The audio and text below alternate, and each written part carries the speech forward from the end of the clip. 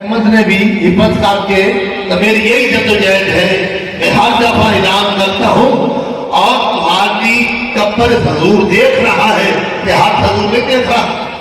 ہے تو بندہ بچوں دین کی تعلیم پڑھائے دین دلو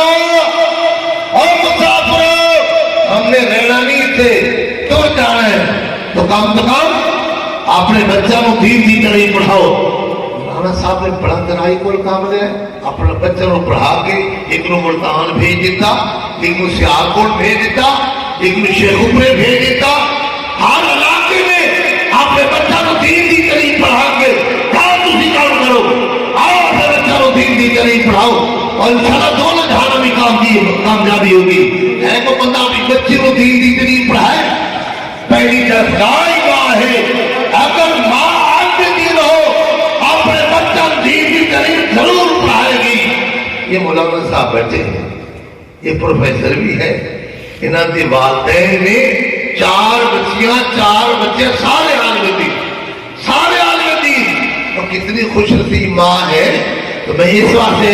ہمیشہ اعلان کرتا ہوں ماشاءاللہ بچے نے مدرسے پڑھائے، اللہ صاحب کو سمجھتا فرمائے ہے کو بندہ اپنی بچے کو دین کی تعلیم پڑھائے، اللہ عمل کرنے سمجھ توفیق عطا فرمائے۔ ایک مسئلہ بہت ضروری ہے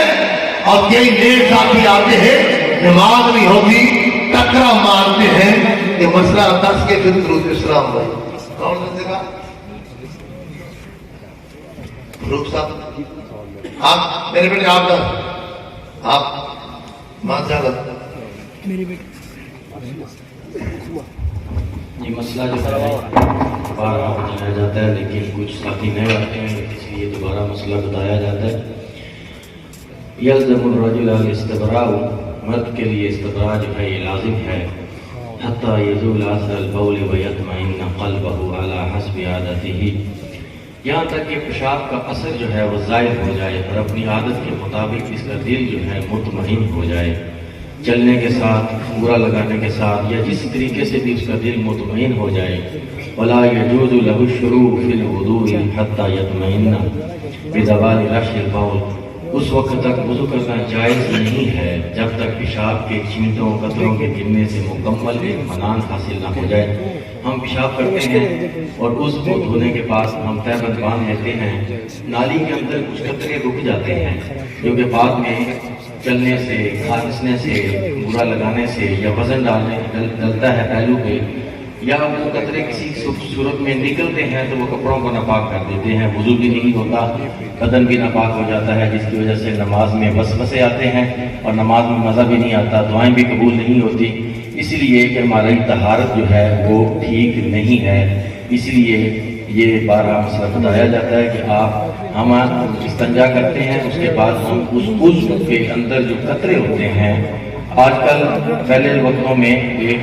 مہم استعمال کرتے تھے مٹی کی، جس کی لوگ پٹوانی جس کو بولتے ہیں، لیکن آج کل ٹوائلٹ ٹیشو پیپر فلش جو ہیں وہ فرنشڈ ہوتے ہیں، اس لیے اس کے متبادل جو ہے ٹوائلٹ ٹیشو پیپر ہیں، خوشبو والا بھی نہ ہو، ٹوائلٹ ٹیشو پیپر وہ سمپل ہوتا ہے، اس میں خوشبو نہیں ہوتی، وہ استعمال کیا جائے، اور